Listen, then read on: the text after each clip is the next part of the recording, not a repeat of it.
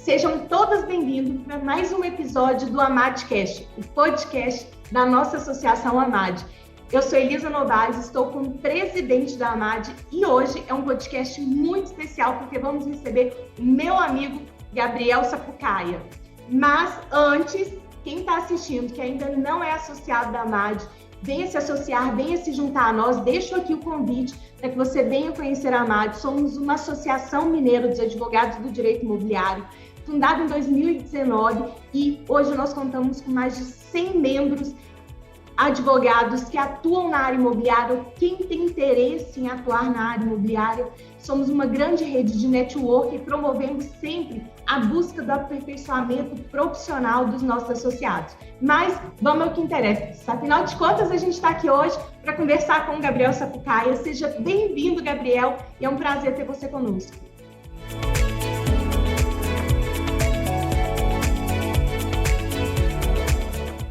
Olá, Elisa.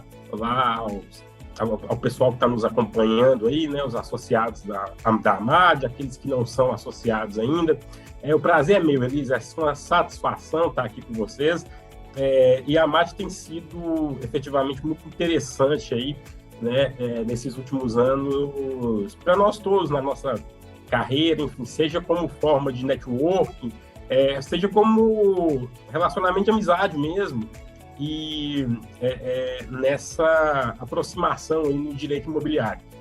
Está sendo muito interessante estar na Amad e aproveitando, reforçar o convite da Elisa de chamar o pessoal que não conhece para conhecer. Né? É muito bom e é algo que traz uma proximidade e traz algumas possibilidades muito interessantes. Assim, né, Gabriel? Vamos sair um pouquinho assim, porque contar um pouquinho da nossa história aqui de amizade, porque a gente se conheceu através da Amad, né? Assim, como associados recentes, a gente entrou, somos contemporâneos aí de Amad, mas a gente se uniu para a formação da nossa chapa da atual diretoria e, com isso, estreitamos um laço aí de amizade. O Gabriel é um querido, sempre disposto, sempre ajudando a Amad, e a gente foi estreitando e estamos caminhando juntos aí nesse rumo da advocacia. E agora estamos juntos na OAB também, né? E na OAB. Mas então, deixa eu te apresentar, né? Para quem ainda não conhece o Gabriel, vou apresentar esse. Gabriel, que é um grande amigo.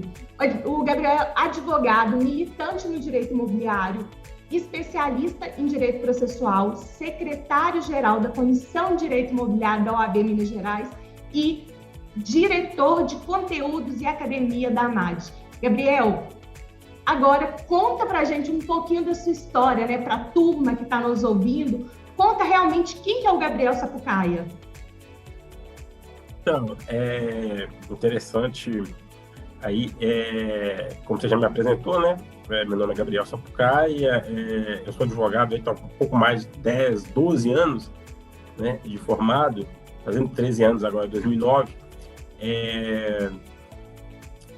E estou aí efetivamente como secretário da Comissão de Direito Imobiliário, como diretor da Amad. A minha formação ela foi mais processual, né? Eu me especializei em direito processual e lido muito hoje com o contencioso imobiliário, né? Que foi algo que me surgiu no meu primeiro escritório. Na verdade, eu gostava muito de direito penal. Fui monitor de direito penal, etc. Mas depois... Eu também me apaixonei por direito penal na faculdade, mas aí eu lembro que alguém me falou assim, eu não vou lembrar quem, mas alguém me falou, Elisa, todo estudante de direito se apaixona pelo direito criminal, mas se casa com o civil, então se prepare. É interessante isso, eu realmente me apaixonei na época ali com o direito penal, mas academicamente, doutrinariamente é muito interessante, mas a prática penal é muito pesada. Cheguei a fazer algumas coisas, poucas no direito penal, mas a prática era muito pesada. E eu sou muito ligado à ideia de agenda, de horário, de organização, e aquele negócio do cliente está sendo preso, você tem que parar o que você está fazendo e ir lá, aquela hora, aquele negócio está quase sempre alerta, delegacia de noite, etc. Aquilo para mim era um tanto quanto, lidei pouco, mas era muito desgastante e acabei ficando mais... Eu não sabia disso, Gabriel, que interessante. Eu não sabia que você tinha tido essa proximidade com o penal. Mas você chegou a atuar com o penal? Na faculdade tinha uma proximidade grande. Depois de formado, pouca. Mas ainda assim, no pouco que eu lidei, o carro-chefe do escritório era civil, mas no pouco que eu lidei com o penal, eu já sentia esse peso, né? E aí o direito imobiliário ele veio para mim de uma forma não planejada, né? Porque nesse primeiro escritório eu assumi uma carteira com 3 clientes, basicamente, que eram de uma advogada que havia acabado de sair, ela que cuidava, e dentro desses 3 clientes tinham 2 construtoras.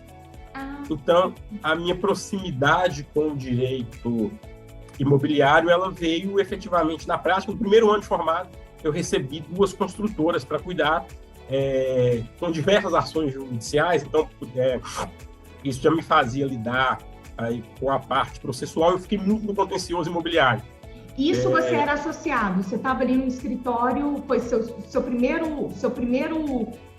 atuação? Eu entrei lá como estagiário, né? Me formei e depois de tirar a carteira do OAB eu me tornei sócio. E você está lá até hoje? Não. Aí esse escritório fechou nós encerramos as atividades dele em 2017, mas essas construtoras já tinham quase 10 anos que a gente estava junto. Quando o escritório fechou, eles decidiram seguir comigo. E eles foram comigo para o meu atual escritório hoje. E nós estamos aí chegando a 12 anos de parceria. Nossa, que legal! Que legal. Mas hoje vocês só atuam com direito imobiliário? Como que é hoje a sua atuação? Não. Eu hoje atuo basicamente com direito imobiliário, né? Algumas construtoras e pessoas físicas, com regularização de alguns imóveis. Você tem uma noção, recentemente chegou um caso para mim de uma promessa de compra e venda que foi averbada numa matrícula de 1947. E a pessoa não conseguia vender o imóvel porque estava com essa averbação, o cartório não aceitava fazer a transferência. Nós tivemos que ajuizar uma ação e discutir efetivamente isso, e o fato dessa promessa não ter se concretizado, já tem muito tempo, enfim. Então, hoje eu atuo com isso. Agora, no nosso escritório, nós atuamos também com direito previdenciário. Nós temos um especialista em direito previdenciário, né? Eu fico um pouco mais no contencioso, mas nós temos um especialista no consultivo, que lida aí mais com o consultivo, mas atua também no contencioso. Então, hoje nós temos no escritório o imobiliário, o previdenciário, e eu acabo lidando com algumas questões mais específicas do processo civil.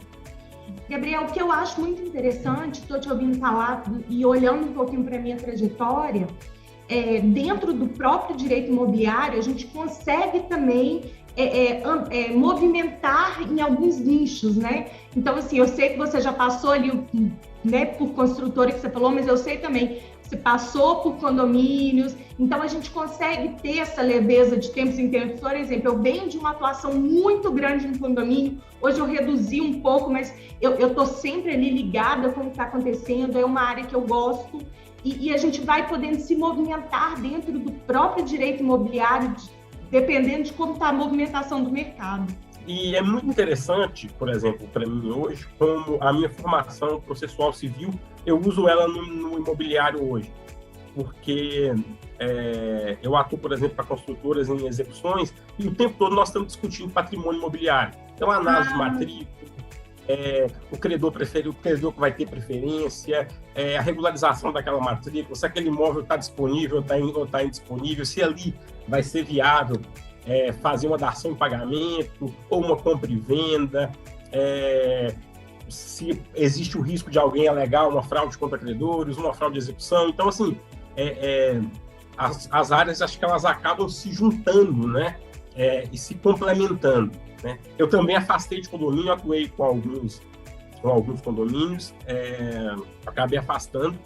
Hoje eu lido mais com o contencioso imobiliário e um pouco com locação. E gosto muito da parte de construção, embora não esteja tão ativo diretamente, mas gosto muito da parte de construção, de incorporação imobiliária.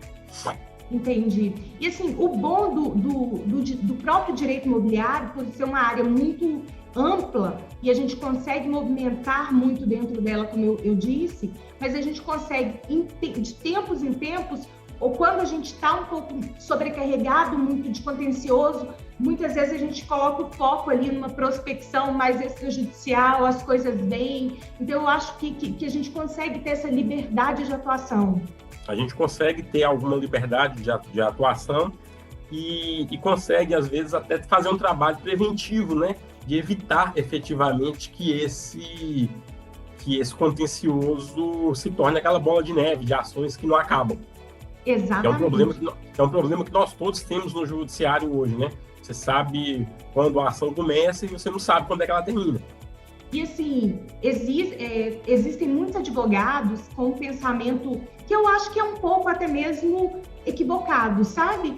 De pensar que eu tenho tantos processos ativos e que então o meu escritório é grande. Muitas vezes, se a gente olha para um escritório que tem uma carteira de clientes de processo contencioso muito grande, você tem que ter uma mão de obra muito grande, porque processo ativo ele é custo. Então, se a gente consegue pegar o cliente, resolver o problema de uma forma extrajudicial, buscando essas medidas, fazendo essa atuação preventiva ou uma atuação extrajudicial mais efetiva, a gente consegue girar muito mais rápido dentro do escritório. Até depois da ação ajuizada mesmo, nada nos impede de fazer uma composição, Sim. Nada nos impede de fazer acordo e tentar diminuir efetivamente aquele passivo, porque a gente às vezes tem uma série de ações judiciais aí, né? Você cobra um prolabore do cliente, você já gastou aquele dinheiro, já acabou 3 anos depois, a ação está lá em fase de produção de provas. E o negócio não termina. E a coisa não termina. Eu, particularmente, estando pelo devedor, eu acho que é um pouco mais complexo, porque às vezes envolve muito capacidade de pagamento, você tem que ter sempre digo aos meus clientes, acordo a gente faz para cumprir, então evite os acordos, você não vai conseguir cumprir, etc. Mas eu estando pelo credor, eu costumo ter uma maleabilidade muito grande para fazer composições, justamente para ficar livre daquele que um sócio meu chamava de arrasto das ações judiciais. A ação não acabava. É engraçado, às vezes, um mau acordo ele é melhor que uma boa demanda. Sim. Vou dar um exemplo simples. Essa semana eu fiz acordo numa ação judicial minha, pessoal, que não foi o melhor acordo do mundo. Eu poderia, possivelmente, aí eu receberia valores maiores se eu deixasse a ação seguir. Mas eu fui fazer a conta mas quanto tempo isso vai durar? Mas quanto tempo isso vai me custar? Porque eu vou ter que fazer mais algumas petições aí. Podia ficar livre disso. E meus irmãos são advogados, eu perguntei para eles o que eles estavam achando. Eu falo, depende, você quer girar rápido, você quer fazer poupança? Eu pensei, não, mas eu queria ficar livre dessa ação. Porque para ser efetivamente uma ação a menos, porque as coisas muitas vezes elas não acabam, né? Então, assim, você precisa estar o tempo todo movimentando ações judiciais que duram anos. Então, assim, eu fiz, por exemplo, esse acordo muito mais do que pelos valores, mas para resolver a situação também, para, como diria dar baixa naquela pasta e resolver aquele processo. E vida que segue. Gabriel, a gente tem muitos advogados, eu tenho certeza, que estão começando aí, jovens advogados, que estão olhando para dentro do direito imobiliário, estão começando a atuar. Qual conselho que você dá para esses jovens advogados, principalmente hoje, que a gente tem uma atuação tão ativa dentro da OAB e a gente tem contato com jovens advogados o tempo todo? Mas o que você dá de conselho para esses jovens? Eu diria primeiro uma maleabilidade, né? uma resiliência, né? Para encarar aí esses desafios e às vezes a paciência que a gente tem que ter para encontrar uma solução. No direito imobiliário, a parte, por exemplo, de condomínio e locação, para quem está começando, ela pode ser muito interessante, porque você tem uma quantidade grande de imobiliárias aí que precisam de uma consultoria, que precisam de uma assessoria. Condomínio também, né? Você tem condomínios aí cada vez mais buscando síndicos profissionais, etc. No prédio da minha mãe, por exemplo, é um negócio interessante. Dava muita confusão quando os síndicos eram moradores, né? E eles, sempre que precisavam de alguma coisa, procurar um advogado do prédio, que nunca tinha muito tempo, contrataram um síndico profissional que tem uma assessoria jurídica. E esses problemas acabaram. Então, assim, o que acontece? Olhar com boa vontade para isso, às vezes para essa assessoria para os condomínios, para os síndicos profissionais. E uma outra coisa que eu chamaria a atenção é olhar com bastante carinho para essas soluções tanto extrajudiciais como consensuais no próprio judiciário. Às vezes a gente tem uma formação na faculdade beligerante, né? E eu particularmente, com especialização em processos, se torna quase um vício. Eu acho que a gente sai da faculdade, eu falo isso por mim, que eu gosto de contencioso. Se eu falar que eu não gosto, eu estou mentindo. Eu gosto de contencioso, eu gosto do processo, eu gosto de pensar processual. Mas a gente sai da faculdade muito programado para litigar. Eu particularmente adoro, acho que já adorei mais, mas ainda gosto muito de ler uma inicial procurando preliminar, sabe? De levantar discussões processuais, etc. Porém, a gente tem que olhar com uma certa boa vontade para essas formas consensuais de resolução de conflito.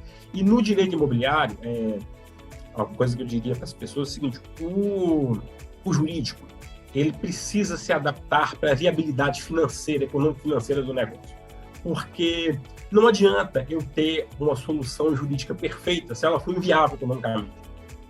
Nós estamos com um caso de loteamento aqui perto, que assim, tinham soluções jurídicas perfeitas, mas elas ficavam num custo inviável para o investidor. Então, nós tivemos que sentar e pensar uma solução jurídica que resolvesse todo aquele problema legalmente, etc., mas que tornasse o negócio viável, economicamente viável, e pudesse possibilitar aquilo que é algo até que o nosso amigo Fernando Júnior fala, que é muito interessante, porque a indústria da construção, a indústria imobiliária, ela talvez seja a indústria mais transformadora que existe, né? Aquele que é capaz de pegar um terreno, um lote vago, às vezes uma terra bruta, e transformar aquilo em lotes, transformar aquilo em imóvel, transformar aquilo em moradia, né? Nós estamos num país aí que tem um déficit habitacional, né? Que tem muita gente precisando de moradia. É um mecanismo, é um nicho de mercado que consegue resolver esse problema e entregar moradia para as pessoas. Imagine aí, a gente pensa às vezes de lotes, de alguns metros de imóveis em que hoje às vezes não existe nada, e de repente aquilo se tornar dezenas, centenas de famílias morando ali, empreendendo ali, tendo seu negócio ali, morando ali, enfim, construindo a sua vida ali, né? Então, eu diria para esses jovens para olhar com boa vontade para essas possibilidades de solução de conflito extrajudiciais, pensar na viabilidade econômica do negócio, tentar entender o cliente, né? Se colocar no lugar do cliente. E assim, a gente talvez perdeu um pouco aquela beligerância, né? Da época de faculdade. A gente estuda processo, fica programado a lutar, a litigar, etc. E às vezes tentar resolver esses problemas. Eu particularmente gosto de ação judicial, mas gosto de resolver essas demandas também. E assim, eu acho também que isso que você está falando é muito importante, a gente olhar com com total empatia para o problema do cliente, nos colocar no lugar dele, entender muitas vezes, a gente assim, né, os advogados de uma forma geral não acham, isso aqui é uma coisa muito simples, mas a gente não olha para o impacto que aquilo ali está tendo na vida do cliente. Então, eu acho que a partir do momento que a gente tem esse olhar de entender que para a gente pode ser simples, mas para o cliente pode ser o problema da vida dele, aquilo ali dentro do contexto dele toma dimensões astronômicas. Por exemplo, com a atuação com condomínio, e eu percebi muito isso, que tudo que envolve casa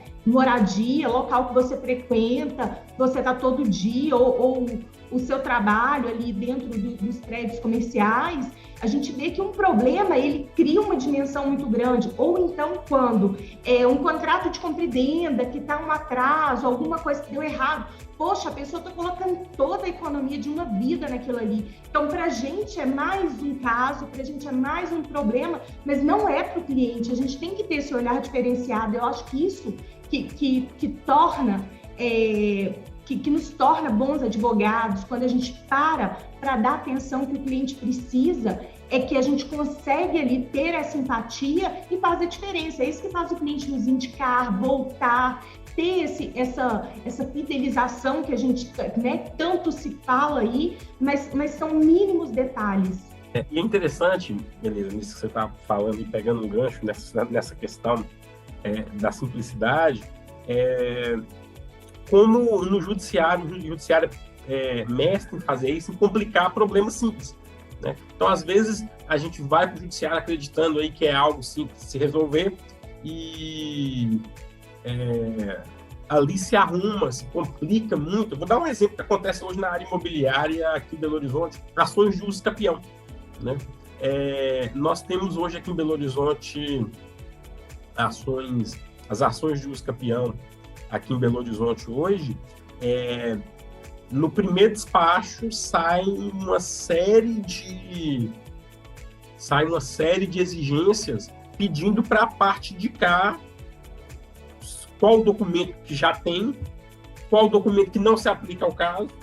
Que nem observa o que a gente já colocou. Que já colocou, pedindo para indicar o ID da procuração, a procuração foi juntada com a petição inicial. E assim, então, lembrando que se a gente não coloca a descrição do arquivo, ali a gente já leva bomba, e ele nos intima para indicar, retira aquele dos autos, né, sem estar nomeado, e manda, identifique os documentos. Então a gente já coloca identificado, e mesmo assim a gente vai para a certidão de triagem, ele para o despacho de triagem.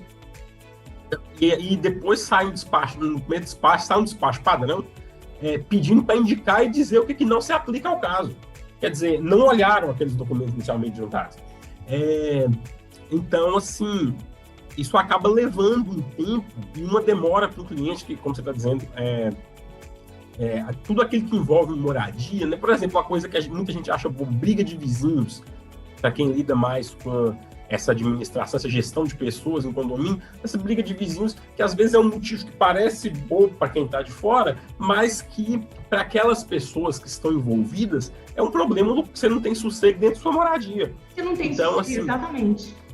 Então, assim, olhar um pouco para essa dor do cliente e tentar resolver aquilo da forma menos dolorosa possível, né? E lembrando, Gabriel, muitas vezes a gente não assim, eu estou falando a gente, mas de anos de atuação imobiliária em condomínio, mas que muitas vezes a gente esquece que aquele cliente ali, aquela pessoa que está inserida dentro de um conflito de condomínio, ela vai continuar. Nós, advogados, a gente encerra, mas a gente vai continuar. Então, nós temos que ter uma postura muito de pacificador, né, dentro desses conflitos condominiais, desses conflitos. Por quê? Porque você vai encontrar com o vizinho, você vai achar o vizinho no elevador, você vai achar ele no hall, você vai encontrar com essa pessoa na garagem. Então, a gente, como advogado de condomínio, a gente tem que ter essa visão de pacificador. De pacificar e muitas vezes de resolver aquele problema, né? Tem hora que o cliente chega tão cheio de emoção, né? Que é preciso ouvir e conversar com ele, tentar colocar aquelas coisas numa medida mais racional para buscar efetivamente resolver o conflito. Exatamente. Gabriel, e agora a gente conversando sobre isso, eu até me confirma uma visão que eu tenho sua, assim, porque eu vejo, né? Você gosta do que você faz, isso eu consigo ver da primeira vez que a gente conversou, da primeira vez que eu te vi movimentar em prol da eleição da AMAD, que a gente se uniu, que veio ideias, mas eu vejo que você gosta de advogar, e você gosta, assim, eu vejo que você tem muita paixão pelo que você faz. E você também é muito ativo e muito disponível em relação às demandas que surgem, tanto da AMAD, quanto eu vejo isso também agora na Comissão de Direito Imobiliário, que nós também estamos juntos, né, na OAB, mas assim, todas as vezes que eu preciso do Gabriel, tô aqui. Gabriel, o que você acha disso? Vamos fazer isso? Vamos, tô junto, tô... Então, assim, eu vejo muito, mas me conta uma coisa, o que te tira do sério, né? Eu nunca te vi bravo. Cerveja quente. Tô brincando. Elisa, o que me tira do sério? Às vezes as coisas que perturbam o sossego, sabe? Às vezes algumas coisas perturbam o sossego. Por exemplo, uma coisa que me irrita muito, além da cerveja quente, Frizz, uma coisa que me irrita muito, por exemplo, é a falta do cumprimento daquilo que foi combinado. Essa semana mesmo eu tive uma discussão, uma cobrança numa ação imobiliária, uma ação de despejo, que o meu cliente, por dificuldades, como locador, por dificuldades financeiras mesmo, acabou fazendo um acordo com o locatário, que também não foi o melhor acordo do mundo, mas ele achou melhor do que ficar mais um bom tempo na ação, enfim. E a pessoa voltando a atrasar naquele acordo, fez uma divisão grande, etc. E eu liguei para ele, falei com ele, é muito difícil fazer uma composição, e ele na reunião pediu que desse ele mais aquele crédito que ele ia pagar. É muito difícil fazer uma composição com alguém que não cumpre, porque você perde a confiança básica de continuar fazendo negócio. Então é algo que me incomoda muito, é a pessoa que pede, às vezes, que acaba, por assim dizer, abusando dessa boa vontade de tentar resolver extrajudicialmente os conflitos, ou mesmo nesse caso já ajuizado numa composição judicial, mas uma pessoa que começa a, por exemplo, uma coisa que me incomoda, previsões que não se cumprem, porque eu tenho cliente que trabalha muito com obrigações, assim, e nesse momento, depois da pandemia, muito tempo fechado, etc., pessoa trabalhando muito sem giro, muito sem caixa. Então, numa perspectiva assim, tem um locatário que prometeu pagar no dia 15, ele organiza alguns compromissos para o dia 16 ou 17.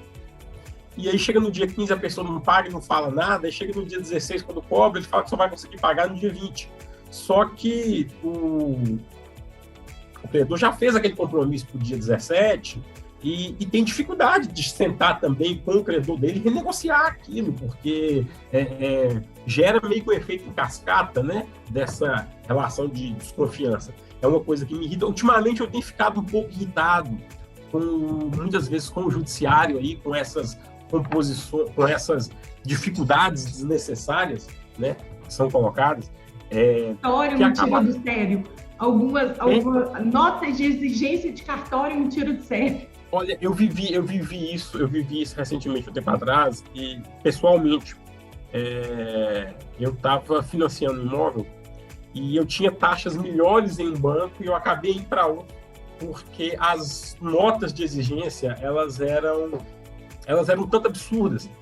E eu conversei com dois oficiais de cartório que falaram, não faz o menor sentido o que eles estão querendo.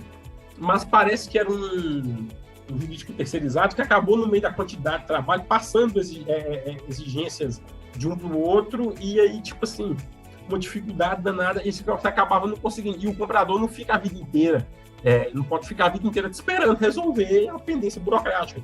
Então, assim, nota de exigência de cartório e algumas exigências bancárias na área imobiliária me tiram um pouco do sério também. Gabriel, eu falo sempre que ser advogado, a gente é advogado em tempo integral. A gente não é advogado de 8 às 18, desliga e agora não sou advogado. Porque assim, acaba que nós, advogados que estamos empreendendo, a gente tem que ter sempre essa visão. A gente a gente vai num local para se divertir, mas a gente acaba falando que é advogado, ou a gente pensa sempre, eu posso fazer networking aqui, ou quando sabem que somos advogados. Tem sempre alguém que chega ali e tira uma dúvida, mesmo nos momentos mais tranquilos. Eu vivo algo um pouco pior do que a retirada de dúvida. Tem algumas pessoas que andam comigo que no menor problema, falam, ele é advogado, vai processar o estabelecimento. Eu falo, não vou. Eu estou dando conta das minhas ações, eu vou ter que ficar, vou agora processar o estabelecimento. Não vou, me recuso. Ah, é verdade, isso acontece mesmo. Mas assim, então, ser advogado é uma profissão que requer muita dedicação. Eu vejo que a gente tem, né, o que eu acabei de falar, eu vejo muita paixão em você, porque você defende o ponto de vista, você pode até parecer caladinho, mas você não. Eu sei que você tem uma posição muito firme, é muito comprometido, assim, com as suas convicções, com as suas obrigações. O que te fez escolher o direito? Então, eu pensei em três profissões até hoje. Primeiro eu pensei em fazer psicologia, porque eu queria entender as pessoas. Olha, mas a advogado sempre tem que ter também essa expertise, né? Eu tenho um cliente, ele está comigo tem mais de 10 anos. E ele fala, às vezes, ele me liga e fala assim, advogado tem que ser um pouco psicólogo, me escuta. E aí ele conta a história. E aí ele liga, tem hora que, quando as coisas estão um pouco mais tensas, ele liga várias vezes, e aí ele já fala comigo, assim, na segunda ou terceira ligação, é engraçado, ele fala comigo, você sabe que eu vou te ligar o dia todo, né?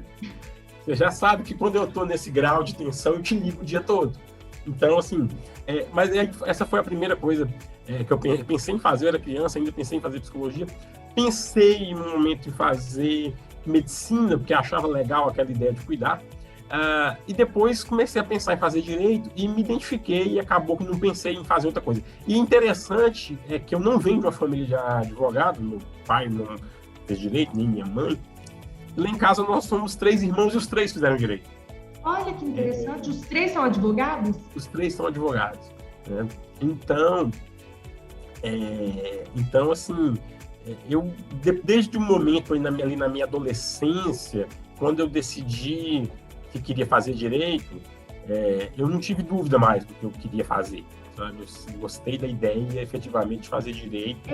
Eu pensei muito, eu também fui assim, eu tinha uma duvidazinha ali, um pouco mais nova, sobre jornalismo. Eu queria muito, mas aí veio aquela questão, eu lembro que, sem entregar a idade, né, mas eu lembro que em um determinado momento veio, para ser jornalista não precisa mais de faculdade, eu não entendia muito bem, porque eu, né, ainda era muito nova, mas aí eu falei, pronto, é direito, eu me identifico com direito, e porque eu defendo muito meu ponto de vista, e é engraçado, porque assim, desde da faculdade eu já sabia que eu queria ser advogada, eu nunca fiz uma prova de concurso público.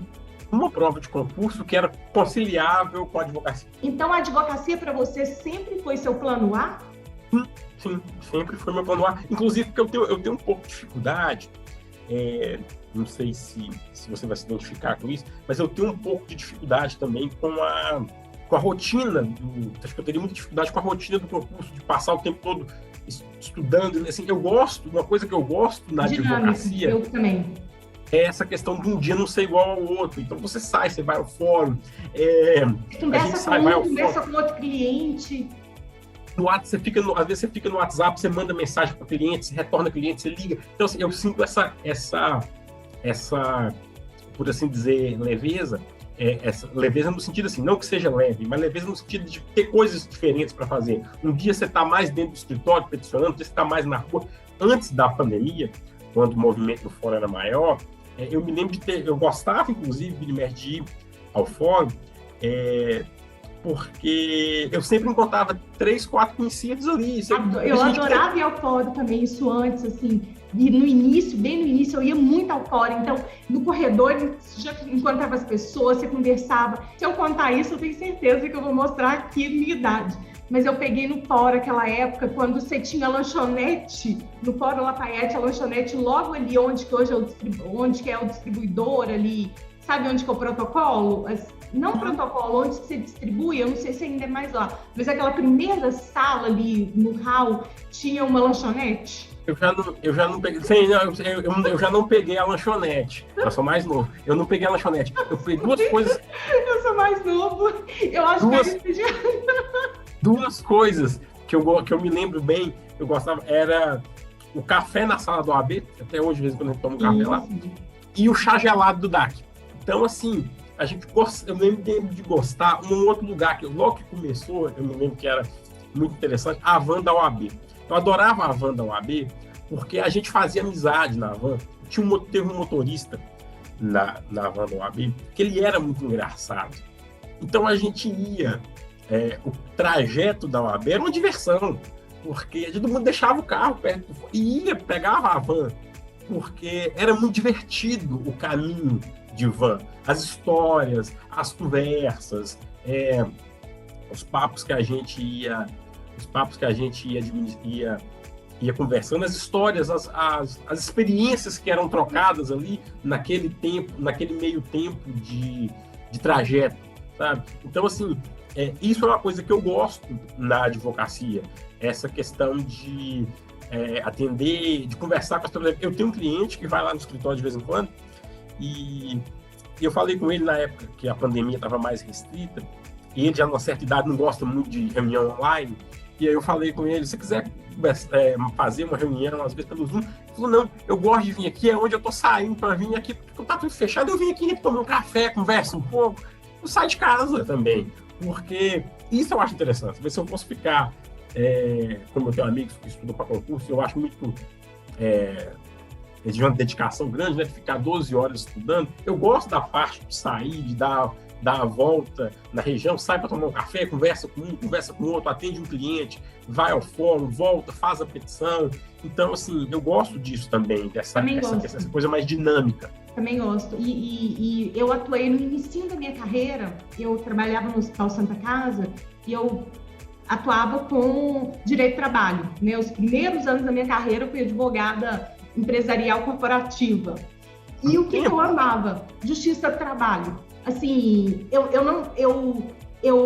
foi uma oportunidade, eu fui fazer um estágio na Santa Casa, dei uma proposta de efetivação e eu fiquei. Acabou que eu fiquei muito, eu tive ali me deu um pico de desenvolvimento na minha carreira muito grande, com as audiências, com o dinamismo da Justiça do Trabalho, mas chegou uma hora que automaticamente minha vida foi me levando ali para o direito imobiliário, eu fiz essa transição de área, e que para mim foi uma decisão muito feliz, assim, eu acho que foi uma decisão muito acertada.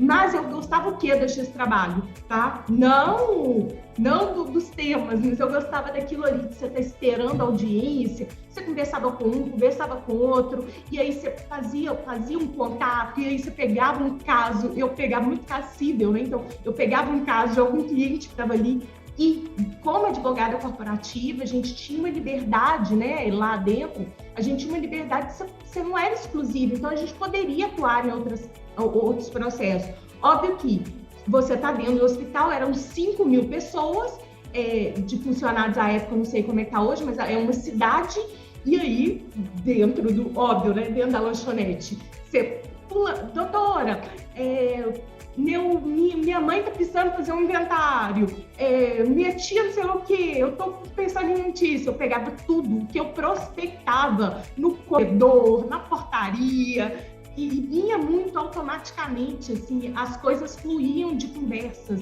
Então, eu gosto muito disso na advocacia. Eu tive uma fase na Justiça do Trabalho de fazer muita audiência. Já tem alguns anos, eu tive uma fase de fazer muita audiência. E eu confesso que eu nunca gostei muito. Primeiro, por causa do tempo. Porque eram muito frequentes os atrasos e aquilo te cortava o tempo no nível, assim, de passar uma tarde fazendo audiência. E eu sempre lidei com contencioso, chegava no escritório e falava, meus prazos estão todos aqui, né? Ninguém fez. Então, assim, meus prazos... e, assim, mais alguns comportamentos ali nesse trabalho que já me incomodaram muito. Mas, de fato, havia essa mobilidade e esse dinamismo, né, de encontrar as pessoas, de conversar com as pessoas. Aquela sala de audiência, você encontrava colega de faculdade, encontrava colega gente que foi colega de trabalho, encontrava professor. Era realmente, desse ponto de vista, era interessante. E às vezes as audiências demoravam, né? Você ficava horas encontrando gente, conversando com gente, etc. E sim, hoje, como eu sei que você tem muitos amigos dentro da advocacia, eu sei que você transita aí por muitos por muitos pontos dentro da advocacia. O que você acha de uma habilidade essencial que o advogado tem que ter hoje? Além do conhecimento, né, desse constante aprimoramento, porque as coisas mudam e é muita coisa que nova, eu diria dessa resiliência, sabe? Essa capacidade de buscar a solução, que às vezes não está tão clara, às vezes não é a solução mais estampada na lei, mas você precisa pensar um pouco, conversar com as partes, a resiliência, a boa vontade de tentar resolver o conflito efetivamente. Eu acho que é muito interessante, assim, eu acho que sempre pensar se, às vezes, um mau acordo não é melhor que uma boa briga, não é melhor que um bom conflito, sabe? Isso me faz pensar muito como uma habilidade necessária hoje. Numa perspectiva de ser interessante, se possível, evitar o judiciário e, mesmo estando a demanda em juízo, resolver aquela demanda. Nada impede que no curso da ação judicial as partes venham a fazer uma proposição. Isso eu acho importante, ter essa visão, essa boa vontade para resolver efetivamente o conflito e não apenas litigar. Você lê muito, Gabriel? Eu leio menos do que eu gostaria. Eu também. Sabe? Eu queria ler um pouco mais. E eu me pego, às vezes, meio atribulado em outras coisas e acabo lendo menos. Mas eu estou sempre lendo algo. E o que você gosta de ler? Olha, além das coisas do direito, que são... A gente tem, com alguma frequência, a gente está lendo. Eu gosto muito de alguns livros de leituras curtas. Como, por exemplo, esse aqui é um livro que eu sou apaixonado por ele. E vira e mexe eu volto relendo ele, que são os 100 melhores poemas brasileiros do século. É um livro muito interessante, ele foi feito, ele já tem alguns anos que ele foi lançado, ele é uma seleção de poemas. E tem um outro que eu gosto muito também, que eu não sei se ele está aqui agora, está aqui também, que são os 100 melhores contos brasileiros do século. É da mesma coletânea. Os 100 melhores contos. Então, o que acontece? O que eu acho interessante nesses livros? Eles não são uma história longa. É uma história curta. Um dia você está querendo dar uma relaxada ali, você lê 3, 4 contos, 3, 4 poemas. E eu gosto muito de alguns, que tem alguns que eu volto lendo, eu volto relendo de tempos em tempos. Então, por exemplo, O Moço do Saxofone, de Lígia Fagundes Telles, é um conto que eu gosto de voltar lendo ele de vez em quando. Tem um poema de Natal, se não me engano, do Vinícius, que eu gosto de voltar lendo ele de vez em quando, sabe? A Hilda Hilst também tem uns contos aqui que são interessantes de voltar lendo de vez em quando. Você relembra aquilo e volta relendo aqueles contos. Eu acho muito interessante. Então, assim, é uma leitura que eu gosto muito e de tempos em tempos eu me pego voltando nela. Entendi. Olha só, pra gente finalizar, antes disso, né, me fala uma frase, aquela frase que sempre vem na sua cabeça para te motivar, uma frase que você coloca ali como um mantra de vida. Tem algumas frases que eu gosto. Lutar sempre, vencer se possível, desistir nunca é uma frase que eu gosto. Isso é legal. Embora às vezes seja preciso de desistir também, às vezes você desiste de um projeto e parte para outro, não tem problema. Sim, eu acho que faz parte da nossa caminhada. Tem muitas vezes que a gente está numa cultura tanto de persistência, mas tem hora que você tem que saber entender que você tem que reprogramar algumas coisas. Acho extremamente interessante essa necessidade, às vezes, de saber abrir mão de um projeto e passar para outro. Tem algumas frases que eu gosto muito. Até tem algumas do Vinícius, quando ele diz que nós fomos feitos para lembrar e ser lembrados. Tem algumas frases que costumam me guiar, assim. Isso se aplica na advocacia, né? Afinal de contas, quem não é visto não é lembrado e não é contratado. Sim, exatamente. Sim, e aí acho que isso é interessante na advocacia, inclusive, porque normalmente, pelo menos para mim tem sido assim, acho que para você não é muito diferente, os meus principais, para dizer assim, captadores, etc., são os meus clientes que me indicam para outras pessoas, que colocam em contato com o círculo de amizades deles, de relacionamento pessoal, profissional, etc. Então, assim, existem outras formas de contratação, mas eu sou muito mais procurado hoje por gente que alguém indicou, e como eu lido aí com algumas empresas, com construtora, imobiliária, etc., sempre tem alguém que procura, né, essas pessoas, porque sabem que elas têm jurídico, e que fala, estou com um problema aqui, tem tanto tempo que eu não procuro advogado, quem está advogando para você? E isso, para mim, traz muito mais cliente do que Instagram, do que site, etc. Então, assim, os meus clientes hoje, eles são meus maiores indicadores de clientes e trazem novos Interessante. Isso é uma sabedoria, novos clientes, novas demandas. Como é que é? Então, isso é uma sabedoria. A gente tem que estar sempre ali, sempre, né, para a turma estar aí ouvindo, e que eu sei que está buscando fazer essa prospecção sempre quando a gente faz as pessoas lembrarem da gente, assim, mantendo essa rede de contatos ativas, de fazer as pessoas, não só rede social, mas esse contato ali também, de fazer ser lembrado pelas pessoas, sempre geram bons resultados. Interessante essa indicação que alguns clientes trazem. Gabriel, para a gente finalizar, me fala um livro, você já falou 2 de contos, mas assim, para a turma de advogados aí que estão nos assistindo, e aquele livro que faz uma diferença para você, uma leitura que você recomenda aqui para o pessoal que está nos acompanhando no podcast da AMAD, dá essa dica de leitura aí que você recomenda. Para advogados? Não, para advogado de uma forma, um livro que te agregou, um livro que não só da área jurídica, mas alguma coisa assim, voltado muito para desenvolvimento pessoal, para desenvolvimento profissional. Aqueles livros alguns livros que são a origem do filme, do Segredo, foram livros que eu gostei. O Poder do Subconsciente foi um livro que eu particularmente gostei, porque ele é um livro que trabalha um pouco a questão de novos padrões mentais, de pensar coisas positivas, de acreditar mais em você, etc. Foi um livro que eu gostei. Dependendo do que o advogado vai fazer, Como Contar um Conto, de Gabriel Garcia Marques, acho um livro interessante, porque ele traz um pouco de roteiro de cinema a outras questões que te ajudam ali, por exemplo, para quem vai usar mais rede social, que não existia na época que o livro foi escrito, mas tem algumas coisas que podem servir, para quem vai fazer muita sustentação oral, etc. Traz algumas questões interessantes ali, como se fosse um roteiro de um filme. Olha, sabe? Que interessante. Foi um livro que eu gostei. Tem alguns agora, eu tô lendo esse aqui, que eu acho um livro bacana, Gabriel Garcia Marques, O Amor em Tempos de Cólera. É um livro bacana, acabei de ganhei ele agora, em poucos dias, comecei a leitura, é um livro interessante.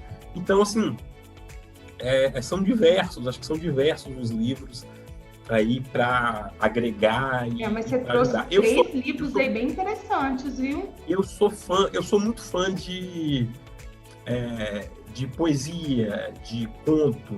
Eu gosto muito de Vinícius, de Drummond. Vinícius é meu sonho, assim, poeta e sambista, né?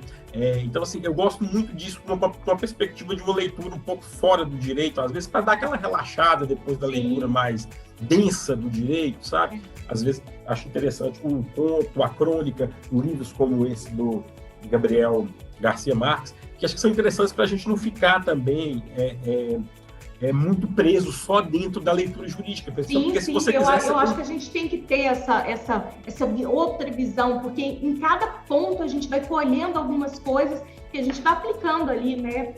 E no direito, se você quiser, você tem leitura por dia, para todos os dias, 12 horas por dia. Então, se você não sair um pouco disso também, você fica muito preso na leitura jurídica. Exatamente. Sabe? Gabriel, onde que as pessoas te encontram? Qual que é a sua rede social? Vamos deixar aqui para o pessoal que ainda não te segue. Tá. Não, bacana. Vamos lá. Além do WhatsApp, né, que a gente está o tempo todo com o telefone na mão agora, eu tenho o site do escritório também, que é o www.gabrielsapucaia.com.br. Ali você vai me encontrar. Aí nesse site tem telefone fixo, tem telefone celular, tem uma série de contatos. Instagram, né? Qual que é o seu Instagram? Sapucaia BH. Sapucaia BH. Então aí. Não tem o TikTok, tá? Não dá. TikTok não tem, não. As dancinhas TikTok, não. Mas Instagram é um lugar que a gente está sempre conversando. WhatsApp, Instagram. Eu tenho Facebook ainda, mas não sei, não é todo mundo. Já tem gente deixando de usar o Facebook. Mas eu tenho Facebook ainda também. Gabriel Sapucaia, vocês me encontram lá também. E quem quiser conversar é sempre um prazer. Gostei demais do nosso papo aqui. Você gostou? Gostei muito também, muito interessante. Uma conversa assim, descontraída, mas nós conversamos muita coisa profunda, né? Um tom mais tranquilo, mais leve. Eu acho que a galera vai gostar. Também acho. Gabriel, olha só, queria te agradecer muito. Assim, você é um presente que a advocacia me trouxe, um presente que a AMAD me trouxe, que a gente tem estendido aí, mas muito obrigada mesmo, obrigada pela parceria, pela amizade, pela disposição de estar batendo esse papo aqui hoje com a AMAD, para o pessoal te conhecer um pouco mais. Eu que agradeço, Elisa, muito bom ter te conhecido também, o pessoal da AMAD, os meninos da comissão, os meninos da comissão, está sendo muito agregadora essa proximidade com vocês, tanto na comissão, como na AMAD, como no direito imobiliário, na vida de uma forma geral. Exatamente. Olha só, queria agradecer a todo mundo que está nos acompanhando nesse podcast, lembrando que toda semana a gente traz alguém aí interessante para essa atuação imobiliária, e se você busca bons insights, acompanhe os novos episódios, sempre às quartas-feiras, e a gente se vê no próximo podcast.